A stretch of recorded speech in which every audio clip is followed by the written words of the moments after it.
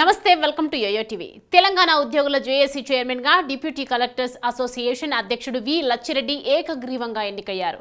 Basheerbagh press club లో నిర్వహించిన ఉద్యోగ ఉపాధ్యాయ CPS pension contract out sourcing ఉద్యోగుల సమావేశానికి 65 సంఘాల నాయకులు హాజరయ్యారు. అయితే ఈ చైర్మన్ గా ఎన్నికైన లచ్చిరెడ్డి ఎవరో కాదు, అప్పట్లో కీసర ఆర్జీఓ డిప్యూటీ కలెక్టర్ల సంఘం అధ్యక్షుడు. ఈయన మాజీ సీఎం కేసీఆర్ కు విధేయుడనే ప్రచారం కూడా అప్పట్లో గట్టిగానే జరిగింది.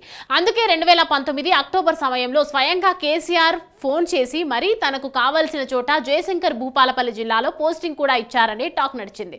అయితే గతంలో లచ్చిరెడ్డి 2 ఏళ్లు కీసరలో ఆర్జీఓగా పనిచేశారు. ఈ సమయంలో సబ్ రిజిస్టర్ల అధికారులను తహసీల్దార్లకు కట్టబెట్టకూడదని 2 ఏళ్ల క్రితం తహసీల్దార్లంతా కోరిన సమయంలో లచ్చిరెడ్డి ప్రభుత్వ నిర్ణయానికి అనుకూలంగా ప్రకటన చేశారు. అప్పటి నుంచి కూడా ఆయన కేసీఆర్ ప్రభుత్వం రెవెన్యూ శాఖలో తేదల్చుకున్న సంస్కరణలకు మద్దతు పలుకుతూ వచ్చారు. కానీ ఆర్టీసీ సమ్మె నేపథ్యంలో ప్రభుత్వానికి వ్యతిరేకంగా లచ్చిరెడ్డి రెవెన్యూ ఉద్యోగులను కూడగడుతున్నారనే అనుమానంతోనే బదిలీ చేశారు. అప్పటి నుంచి ప్రజల కోసం లచ్చిరెడ్డి పనిచేస్తూనే ఉన్నారు. తెలంగాణ తహసీల్దార్ల సంఘం ఇటీవల తెలంగాణ రెవెన్యూ ఎంప్లాయీస్ సర్వీసెస్ లో విలీనం అవుతున్న సమయంలో ఆ విలీనం పూర్తి కాకుండా లచ్చిరెడ్డి అడ్డుకున్నారు. తహసీల్దార్ల సంఘం ఉండాల్సిందేనని కొంతమందితో కలిసి ఆయన డిప్యూటీ కలెక్టర్ల సంఘాన్ని ఏర్పాటు చేశారు. నిజామాబాద్ అర్బన్ తహసీల్దార్ జ్వాలాగిరిరావు ఆత్మహత్య చేసుకున్నారు. ఈ నేపథ్యంలో లచ్చిరెడ్డి రెవెన్యూ సంఘాల ప్రత్యేకంగా సమావేశాన్ని ఏర్పాటు చేశారు. సంతాప సభ నిర్వహించాలని అనుకున్నారు. అప్పట్లో కొత్త రెవెన్యూ చట్టం రూపకల్పనకు కేసీఆర్ కలెక్టర్ల సమావేశం, అందులో కేసీఆర్ చేసిన వ్యాఖ్యలను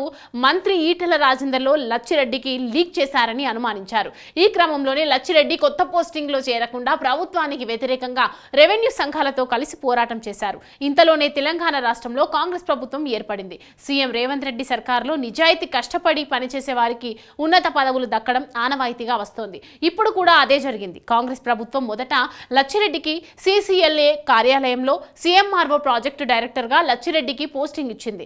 ఇప్పటికే ఉద్యోగులపై సమస్యలపై పోరాడుతూ తనదైన మద్దతును ప్రకటిస్తూనే ఉన్నారు. ఇటీవలే ఉద్యోగుల సమస్యలపై పోరాడేందుకు 65 ఉద్యోగాల సంఘాలతో కలిపి జేఏసీ ఏర్పాటు చేశారు.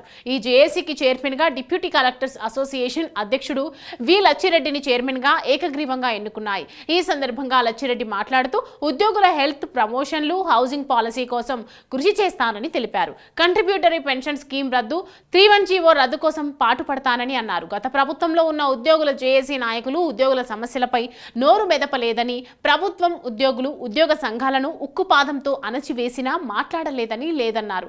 ప్రతి నెల 1వ తేదీన ఇవ్వాల్సిన జీతాలను నెలలో ఎప్పుడు ఇచ్చినా 3 డిఏలను ఏళ్లకేళ్లు పెండింగ్ లో పెట్టినా ఉలుకు పలుకు లేకుండా వ్యవహరించారని అన్నారు. రెవెన్యూ వ్యవస్థను చిన్నాభిన్నం చేసి పిఆర్ఓ విఆర్ఏ వ్యవస్థను రద్దు చేసిన, ఇతర డిపార్ట్మెంట్ల ఉనికి లేకుండా చేసినా అప్పటి నాయకులు పట్టించుకోలేదన్నారు. ఉద్యోగుల ఆరోగ్యం, పదోన్నతుల క్యాలెండర్, హౌసింగ్ పాలసీకి కృషి చేస్తానని హామీ ఇచ్చారు. జీవో 317 ప్రకారం రాష్ట్రంలో 50,000 ఉద్యోగాలు పోతున్నా రెవెన్యూ శాఖ నుంచి 25,000 మందిని ఇతర శాఖల్లోకి పంపినా అప్పటి నాయకులు కిక్కురుమనలేదన్నారు. గుత్తాధిపత్యం రాచరికంలా కొనసాగదని చెప్పడానికే ఏకమయ్యామన్నారు. అందరి సమస్యలు తెలుసుకుని పరిష్కరిస్తామని లచ్చిరెడ్డి ఈ సందర్భంగా తెలియజేశారు.